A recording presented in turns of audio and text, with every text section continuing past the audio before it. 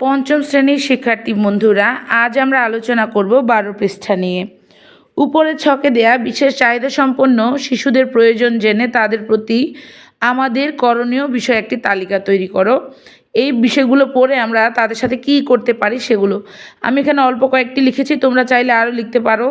দেখো, বন্ধুত্বপূর্ণ সহনশীল আচরণ করব, কাজে উৎসাহ প্রদান করব, অতিরিক্ত সময় বিশেষ যত্ন নিব, চলাফেরায় সাহায্য করব, তাদের মনোভাব বুঝে কথা বলবো। আমরা আরও বলতে পারি ধীর গতিতে কথা বলবো, চিত্র বা ভিডিও দেখাবো, শ্রবণ শক্তির যন্ত্র ব্যবহারে সহায়তা করব। খ, বিশেষ চাহিদা সম্পন্ন একজন প্রতিবেশীর চাহিদা অনুযায়ী আমি তাকে যেভাবে সাহায্য করব। তোমার প্রতিবেশীকে তুমি কিভাবে সাহায্য করবে?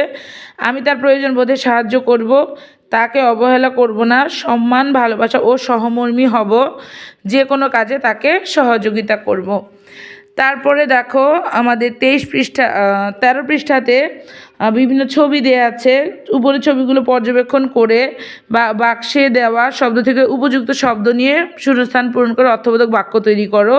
পৃথিবীর উন্নয়নে ছেলেমেয়ে উভয়েরই অংশগ্রহণ প্রয়োজন। ছেলেমেয়ে দলগতভাবে কাজ করলে সমতাভিত্তিক শিক্ষণ পরিবেশ নিশ্চিত হয়। ছেলেমেয়ে বিদ্যালয়ে দায়িত্বশীল ভূমিকা পালনের মাধ্যমে তাদের দায়িত্ববোধ তৈরি হয়। বিভিন্ন প্রতিযোগিতায় অংশগ্রহণের মাধ্যমে ছেলেমেয়ে আত্মবিশ্বাসী হয়ে ওঠে। আজকে এ পর্যন্তই। পরবর্তী ক্লাসে আবার দেখা হবে। ধন্যবাদ সবাইকে।